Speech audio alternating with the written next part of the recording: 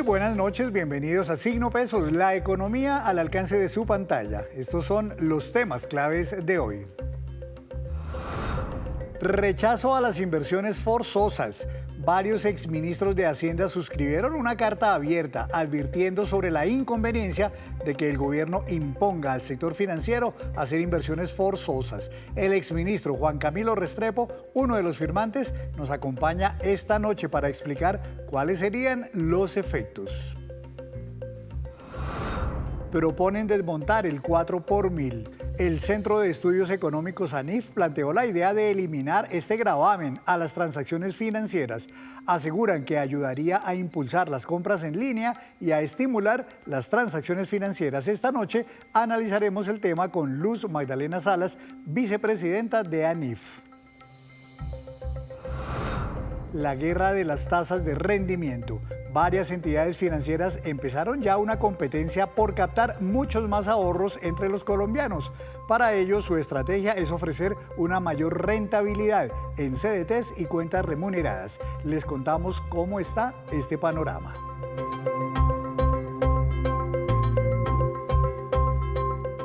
Y comenzamos esta emisión de Signo Pesos hablando de un anuncio del gobierno nacional que ha causado polémica y preocupaciones entre muchos expertos. Se trata de imponer al sector financiero inversiones forzosas como una estrategia para atender los estragos de la ola invernal. Y para analizar este tema saludo al doctor Juan Camilo Restrepo, exministro de Hacienda. Doctor Juan Camilo, muy buenas noches, bienvenido a Signo Pesos.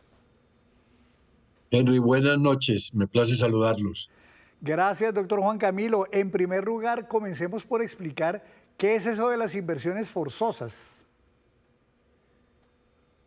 Quizás la mejor manera de explicarlo es refiriéndonos a una entidad donde existen estas inversiones forzosas.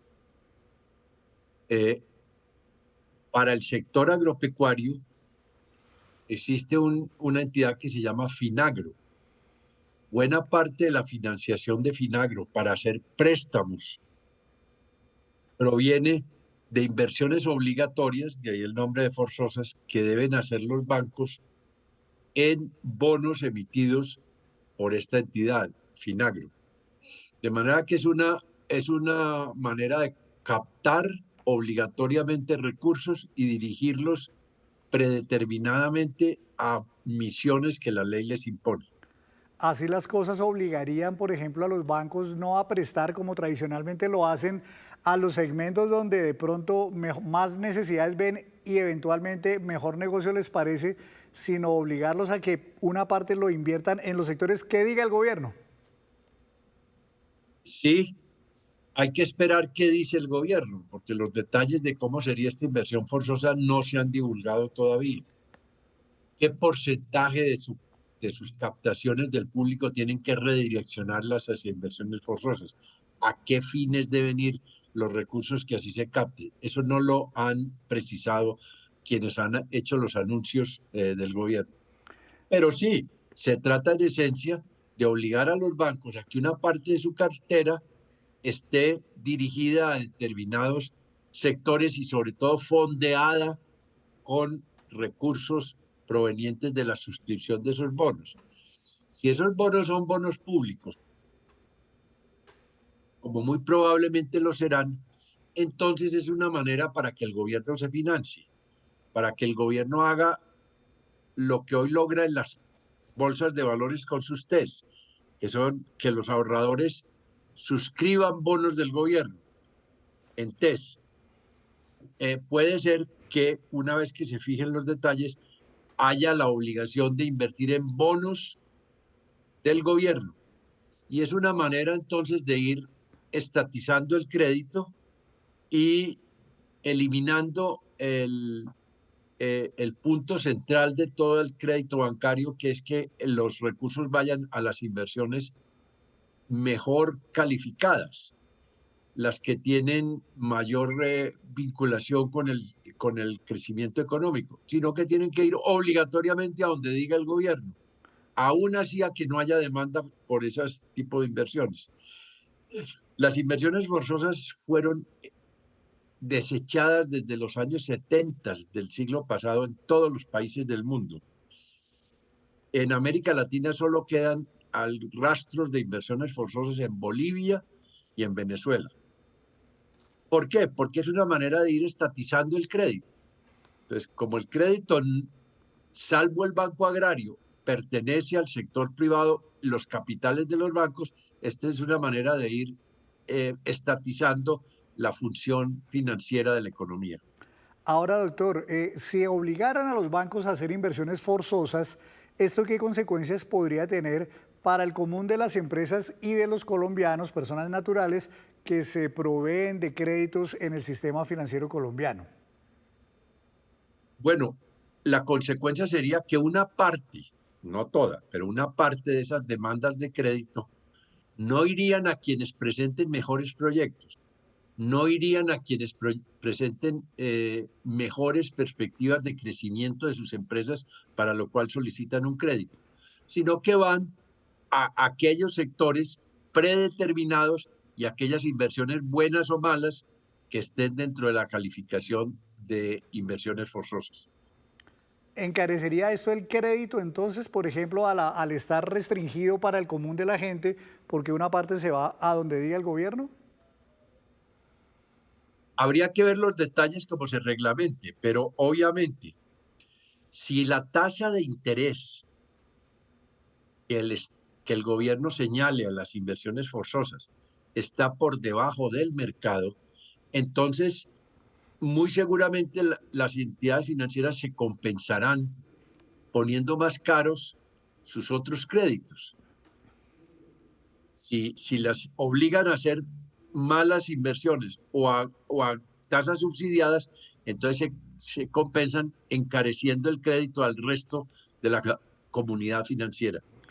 Usted mencionaba ahora, doctor Juan Camilo, que en el pasado esto se intentó en varios países, pero se desechó porque justamente encontraron muchos inconvenientes. ¿Hoy día todavía algún país mantiene ese tipo de inversiones forzosas para el sector financiero?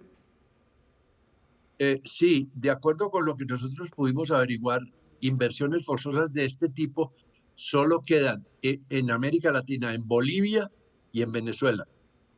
Es decir, países donde hay una alta estatización de la economía manejada directamente por los gobiernos, eliminando la libre competencia y la empresa privada.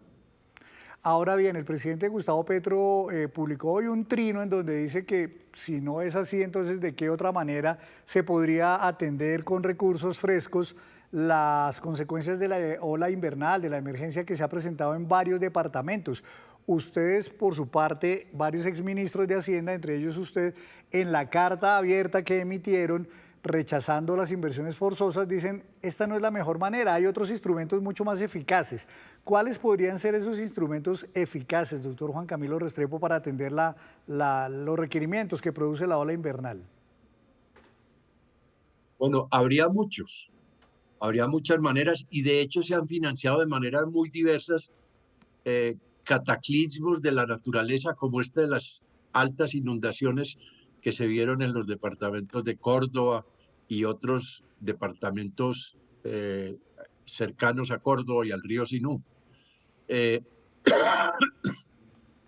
Una manera de financiarlo es precisamente a través del presupuesto nacional. El presidente Petro dice que no hay plata, pero no hay plata porque la mayoría de los recursos las ha dedicado a gastos burocráticos. En estos 3 años y medio que van, han crecido más de 350.000 empleos públicos en el gobierno de Petro. Entonces, naturalmente, cuando van a financiar catástrofes, no tienen recursos en el presupuesto. Fuera de lo que se robaron, fuera de los carrotanques, fuera de los escándalos, han dejado secas las fuentes de financiación normal para atender emergencias. Entonces, si cada dificultad, si cada necesidad se va a financiar con inversiones forzosas, pues a la vuelta de pocos años o meses, diría yo, tendremos una economía completamente estatizada, ineficiente, al estilo de la que funciona en Venezuela, al estilo de la que funcionó hasta el nuevo gobierno que ganó las elecciones en Bolivia. Esta idea, doctor Juan Camilo, no es nueva para este gobierno. De hecho, hace un par de años ya habían tratado de imponer inversiones forzosas al sector financiero y se logró que a cambio de eso más bien se hiciera lo que llamaron un pacto por el crédito, de tal manera que cerca de 50 billones de pesos se destinaran a ciertos sectores que a juicio del gobierno requerían o tenían mayores necesidades de financiamiento. ¿Algo así podría hacerse de nuevo? Eventualmente esa es una mejor forma concertada y no impuesta. Y no solo aquí en este gobierno, en Colombia existieron inversiones forzosas, existieron encajes marginales del 100%, y todo eso en una gran reestructuración financiera que se hizo en los años 70 se eliminó. Se eliminó con un criterio, que es que si esa respuesta no se le da a esa pregunta, esto no pasa de ser una vuelta en redondo en base a trinos. El sector financiero capta recursos competitivamente pagando los mejores intereses posibles a los ahorradores. Así se financia. La plata que prestan los bancos no la prestan ni siquiera los dueños de los bancos. Los dueños de los bancos apenas poseen el 10% o el 8% del capital de los bancos. El 98% de la plata que prestan los bancos ha sido previamente captada del público. O sea, es el público, es el inversionista, es el ahorrador el que financia el conjunto de la cartera bancaria. Entonces la pregunta que hay que responder es, ¿queremos que un gobierno desde una oficina del Palacio de Nariño que no tiene experiencia financiera ni bancaria sea el que asigne los recursos captados del público? ¿O queremos que un sistema asigne esos recursos a las mejores inversiones sociales y de rentabilidad pública de acuerdo con los proyectos que reciba y los estudios que haga de cada solicitud de crédito?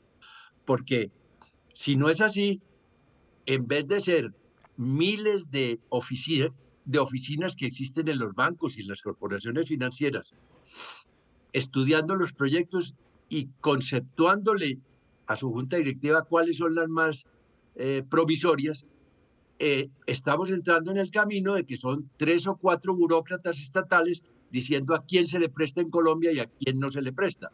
Y la historia que se tiene de esa manera de asignar el crédito es muy mala, porque viene el amiguismo, viene la mala asignación de los recursos y viene el desperdicio de los recursos públicos para la economía y para el desarrollo del país. Quedan claros, doctor Juan Camilo, los reparos que ponen usted y otros exministros de Hacienda a esta idea del gobierno.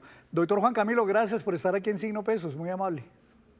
Bueno, me place saludarlos. Muchísimas gracias, doctor Juan Camilo Restrepo, exministro de Hacienda. Hora de hacer una breve pausa, pero cuando regresemos espere cifras sobre el encarecimiento de la deuda del gobierno en nuestro país. Ya nos vemos.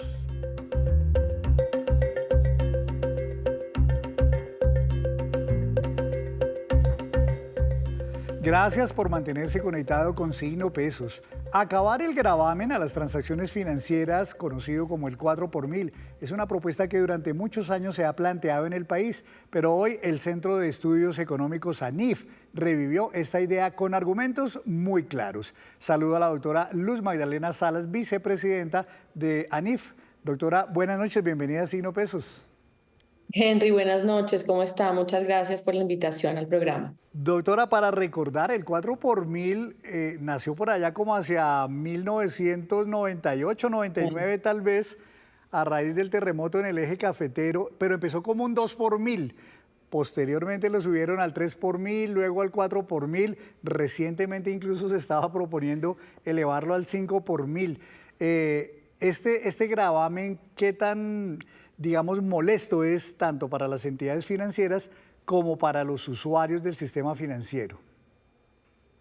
Henry, como usted dice, el GMF o el gravamen a los movimientos financieros fue creado como un impuesto de emergencia, como una medida temporal a finales de los 90, y lo que sucedió a medida que pasó el tiempo es que terminó convirtiéndose en una fuente muy importante y permanente de recaudo. Y permanente e importante porque es de muy fácil recaudo, es inmediato. Entonces, por ejemplo, hoy en este momento el GMF recauda entre 16 y 17 billones de pesos anuales. Eso es cerca de 1% del PIB, es decir, es una fuente que es importante, es significativa para la nación. Entonces, digamos, si bien se creó como alguna medida de emergencia, como algo temporal, se ha mantenido de manera estructural y genera unas distorsiones importantes. Si usted dice, sí, para las entidades financieras es molesto, en realidad no es tanto para las entidades financieras, es las distorsiones que este tipo de impuestos genera en el entorno como tal. No solamente está castigando el uso del sistema financiero, es decir, el uso de las transacciones en el sistema financiero, sino que también tiene otros efectos. Por ejemplo, eso hace que las personas y las empresas prefieran el uso del efectivo y desincentiva el uso de las transacciones en el sistema, y eso por supuesto afecta el recaudo también. Eso penaliza la digitalización y nosotros en este momento estamos en esta era de empezar a utilizar otro tipo de medios de pago mucho más digitales, de reducir el uso del efectivo, y eso por supuesto lo que hace es desincentivar el uso de ese tipo de productos. O sea, Y yo quiero mencionar, sí. señor. No, le quería preguntar, doctora, en el país se ha dicho durante mucho tiempo que aquí hay un excesivo uso del efectivo, que la idea es que la gente se bancarice y use a través del sistema financiero los recursos. El 4 por mil es de pronto ese motivo que tiene mucha gente para no querer mover su platica a través de las entidades financieras, sino, como dicen por ahí, más bien tenerla debajo del colchón y manejarla en efectivo. Manejar el efectivo, como usted dice, el efectivo es algo que genera una cantidad de distorsiones y sobre todo inseguridad. Y hoy en día, en la era digital en la que estamos, como lo mencionaba hace un rato, pues es importante empezar a utilizar este otro tipo de medios de pago que son mucho más seguros, que son más inmediatos, que generan la posibilidad además de trazabilidad en el sistema financiero para las personas y las empresas. Y esa es otra de las razones por las cuales desmontar de manera gradual, y ahora les voy a explicar un poco la propuesta que nosotros tenemos desde ANIF, es cómo podemos incentivar el uso de este tipo de pagos, de pagos digitales dentro del sistema financiero para visibilizar y para tener esa trazabilidad de las personas y de los negocios. Y el tema, lo otro que le quería mencionar ahorita es que además de que genera esos desincentivos en el uso de esas transacciones, hay un tema importante y hay un efecto importante del GMF, y es que hay impactos diferenciados para las grandes y para las pequeñas y las medianas empresas. Es decir, las microempresas se ven mucho más afectadas que las empresas grandes, porque otra de las cosas que estamos proponiendo en ANIF es la implementación de, de una de las, digamos, las personas, hoy en día las personas pueden deducir hasta un porcentaje de renta a raíz de lo que se paga o lo que se descuenta en el gravamen de movimiento financiero, pero obviamente eso genera una distorsión entre las grandes y las pequeñas declarantes. Las grandes empresas pueden deducir hasta el 50%, mientras que las personas naturales de bajos ingresos y las microempresas que no están declarando renta no pueden deducirlo. Entonces, al final de cuentas, ese 4 por mil que para las grandes se puede deducir el costo final, para los pequeños y para los de bajos ingresos no se puede deducir y se convierte en un costo final del proceso y de las transacciones. Entonces, en realidad, no solamente el GMF distorsiona este tipo de movimientos, sino también es regresivo porque está afectando más a los pequeños. Y para volver un poquito al tema del efectivo, evidentemente, nuestra economía es una economía muy informal. Entonces, medidas como el desmonte del GMF podría incentivar a que las microempresas y las personas empiecen a utilizar más estos medios de pago, las transacciones en el sistema financiero puedan hacer una trazabilidad de ellas. Y lo que nosotros hemos dicho es que incluso lo que podría verse eventualmente es un aumento en la formalidad, porque ellos van a empezar a utilizar, los negocios van a empezar a utilizar más este medio de pago y van a ser eventualmente declarantes de renta en el futuro, etcétera. Entonces, no es solamente ver cuáles son los efectos inmediatos en caja, sino también cuáles son los efectos potenciales en materia de formalización y de trazabilidad de los negocios dentro del sistema financiero. La propuesta de ANIF, doctora, que hoy, digamos, la reiteraron, la relanzaron, digamos, durante un evento muy importante que ustedes tuvieron, ¿sería que desmontarlo de un día para otro o podría ser de una manera gradual o reemplazarlo por otro tipo de estrategia? ¿Cuál es la propuesta de ANIF en este sentido? Nosotros dentro de las propuestas que tenemos del proyecto Colombia Progresa 2630 con otros centros de pensamiento, lo que proponemos exactamente es un desmonte gradual. Eliminarlo del todo en este momento no es sano. Lo que nosotros estamos planteando es un desmonte gradual y que sea responsable. Es decir, en este momento, como usted lo decía, el impuesto es de 4 por mil. La idea es que haya una tarifa de reducción año a año de medio punto de esos 4 por mil en un horizonte de 8 años, de tal manera que en este momento, en esta situación fiscal en la que está el país en este momento, no se deja de contar con esos 16, 17 billones de pesos que se están recaudando actualmente y además dentro de las estimaciones que hicimos en ANIF, más o menos el 40 y algo por ciento de ese recaudo se vería afectado en los últimos 2 años de estos 8 años de los que estamos montando. Entonces no es una eliminación completa en este año o en un año, sino que también es un desmonte gradual que es mucho más responsable en términos fiscales. Y lo otro que le mencionaba hace un rato es que en este momento el impuesto tiene una exención de un poco más de las transacciones que son de hasta más o menos 17.4 millones de pesos por transacción. Hoy en día esto está en la ley, pero eso en este momento no está operando de manera plena. Existe esa exención. Antes, por ejemplo, las personas debían marcar solamente una cuenta. Hoy no necesariamente se hace esa exención por cuenta, sino por montos de las transacciones, pero eso no se está implementando de manera plena. Entonces, lo que nosotros estamos proponiendo en ANIL son 2 cosas en últimas. Primero, el desmonte gradual del GMF, medio punto por año durante 8 años. Y segundo, cumplir de manera inmediata, algo muy inmediato, con esa implementación de la exención de 350 VTs mensuales, es decir, no por transacción, sino mensuales, perdón, de hasta 17.4 millones de pesos de transacciones en un solo mes. Eso lo que permitiría es nuevamente generar un incentivo, por lo menos para las micro y para las personas de menores ingresos, de utilizar las transacciones digamos, sin el desincentivo de que estén pagando este costo adicional por el 4 por mil. Claro, es que ya tenemos más de un año de mora en que debería haber entrado en vigencia esa ley, doctora, que determinó que ya no se necesita tener una sola cuenta marcada, sino que sin importar de cuántas cuentas salga el dinero, hasta 17 millones o el monto que cada año se actualiza, no se cobre el 4 por mil. Eso nos lo siguen debiendo y yo no sé la verdad cuál sea la razón. Yo nunca he entendido, doctora, personalmente, porque no han sido claros tampoco desde la Superintendencia Financiera ni desde el sector bancario de cuál es la razón para que no se pueda implementar esto. Y en cambio, por ejemplo, el sistema breve sí se logró implementar. ¿Usted sabe cuál sea la razón por la cual no han implementado esto?